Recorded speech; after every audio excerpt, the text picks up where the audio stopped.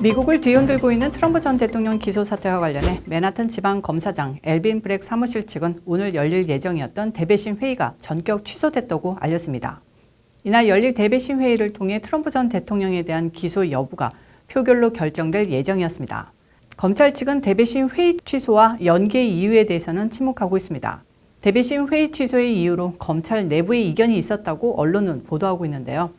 소식통은 사건 자체가 갖고 있는 오류로 브렉 검사장이 대배심을 설득하는 데 어려움을 겪고 있다고 주장했습니다. 트럼프 전 대통령은 자신에 대한 기소가 확 실시된다고 밝히고 있으나 일부에서는 기소 자체가 이루어지지 않을 것이라는 관측도 제기되고 있습니다. 특히 브렉 검사장은 2022년 1월 검사장으로 취임한 이후 트럼프 전 대통령에 대한 기소 계획 및 관련 수사를 무기한 중단하라고 지시한 바 있습니다. 이번 기소의 배경이 되는 포르노 배우 스토미 다니엘스 사건은 2016년 대선 직전 트럼프 전 대통령이 성관계 사실 입막음을 위해 트럼프의 전 변호사 마이클 코헨을 통해 13만 달러를 지불했고 이 돈을 선거자금 명목으로 장부로 기록, 선거자금법 위반 혐의가 적용됐다는 내용입니다. 하지만 맨하튼 지검은 이 내용을 자신의 형량 협상 일환으로 증언한 마이클 코헨으로부터 획득했습니다. 지난 2019년 뉴욕 남부지방검찰청은 증언의 신빙성 문제로 스토미 데니얼스 건과 관련해 트럼프 전 대통령을 불기소하기로 결정 내렸던 바 있으며 연방선거관리위원회도 지난 2021년 조사를 중단했습니다.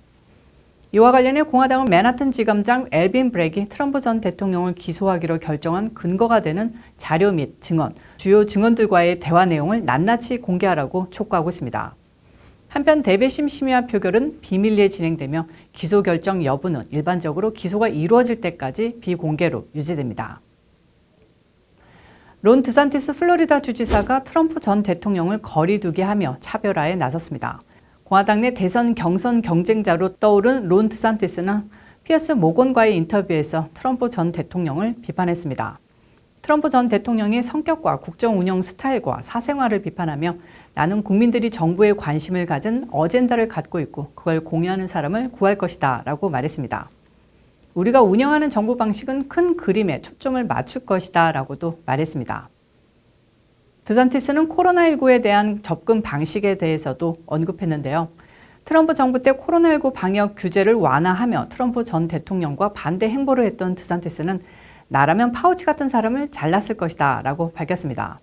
또한 리더십 스타일과 관련해 사람들은 건국의 아버지 같은 사람을 리더로 보고 싶을 것이다 라며 사생활에서 실수해서는 안 된다고도 했습니다. 론 드산티스 주지사는 만약 대선을 출마한다면 바이든을 상대로 뛸 것이며 이길 수 있냐는 질문에 그렇다라고 대답하기도 했습니다. 드산티스 주지사는 5월쯤 공식 출마를 할 것으로 예상되며 트럼프 전 대통령과 거리를 두는 모습을 보이고 있습니다. 연방준비제도는 기준금리를 0.25%포인트 인상했습니다. 앞서 빅스텝 금리 인상 전망이 있었으나 실리콘밸리 은행 파산 사태와 인플레이션 대응들을 고려해 연준은 기준금리를 현재보다 0.25%포인트 높은 4.75에서 5%로 올렸습니다. 연방공개시장위원회 FOMC는 올해 말 금리를 5.1%로 예상해 작년 12월과 동일할 것으로 전망됩니다. 연준은 올해 물가 상승률을 3.3%로 전망했고 경제 성장률은 0.4%로 예상했습니다. 일자리 증가 등으로 제롬 파월 연준 의장은 이달 초까지만 해도 최종적인 금리 수준과 금리 인상 속도를 높일 가능성을 언급했었습니다. 하지만 최근 일부 은행들이 무너졌고 중소은행들을 중심으로 금융 불안이 가중되면서 연준과 정부에서 서둘러 대책을 발표했었습니다. 이 같은 금융 불안 속 이달 초 제기됐던 0.5%포인트 인상 전망은 자취를 감추고 0.25%포인트 인상이 결정됐습니다. 하지만 로런스 서미스 전 재무장관을 비롯한 다수 경제학자는 연준이 금융 불안의 이유로 금리 인상을 멈춰선 안 된다는 입장을 밝혔습니다. 반면 헤지펀드 거물 빌 에크먼 퍼싱 스퀘어 최고 경영자는 금리 인상 중단을 일론 머스크 테슬라 CEO는 최소 0.5%포인트 낮출 필요가 있다고 주장하기도 했습니다.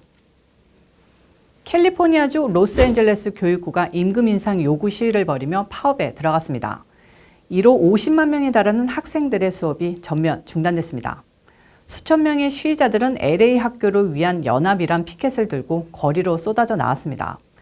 우리를 존중해달라라는 편말을 들고 자신들의 요구를 알리기 위해 행진이 이어졌습니다.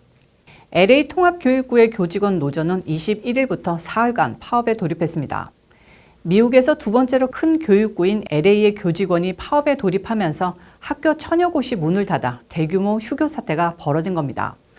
이번에 파업에 돌입한 노조는 SEIU 로컬 99으로 스쿨버스 운전사, 학교 관리, 식당 직원 등 약 3만 명이 가입돼 있습니다. 유나이티드 티처스 로스앤젤레스는 교사 3만 5천여 명이 가입돼 있고 연대 파업에 나섰습니다. 평균 연봉이 2만 5천 달러 수준에 불과한 근로자들이 많아 인플레이션 상황에서 생활이 힘들다고 파업에 들어간 겁니다.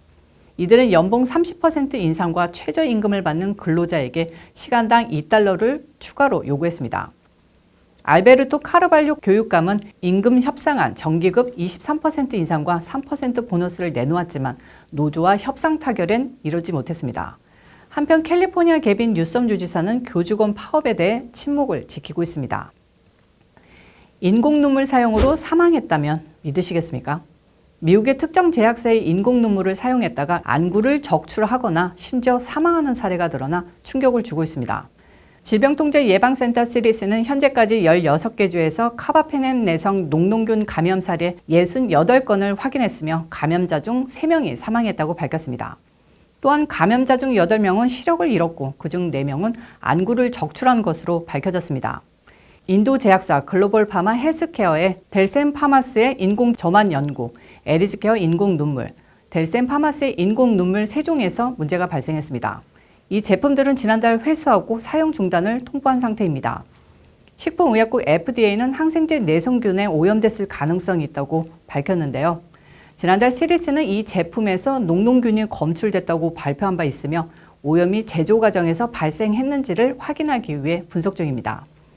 녹농균은 물, 흙, 어디 공간에서든 존재하는 강한 병원성 균으로 오염된 물을 통해 감염되며 피부질환부터 생명을 위협하는 폐혈증까지 다양한 질병을 일으킬 수 있습니다. 보통 녹농균은 항생제 투여로 치료가 가능하지만 이번 사례와 같이 항생제의 내성을 가진 녹농균은 치료가 어렵다고 합니다. 현재 감염 사례가 계속 발견되고 있고 이번에 검출된 카바페넴 내성 녹농균 균주는 미국에서 처음 발견된 것이라고 합니다. 이외에도 냉동과일을 먹고 A형 감염 사례가 3건 발생해 과일 제품을 회수하고 있습니다. 코스트코 매장에서 판매된 커클랜드 냉동 유기농 딸기, 트레이더 조스의 냉동 유기농 열대과일 블렌드가 포함됐습니다. 냉동 딸기는 일부 알디 매장에서도 판매됐으며 심플리 네이처 브랜드도 리콜 대상입니다. FDA는 제품을 구입한 사람은 섭취를 중단하고 지역 상점에 반품할 것을 조언했습니다. 22일 K나우 뉴스를 마치겠습니다. 시청해주셔서 감사합니다.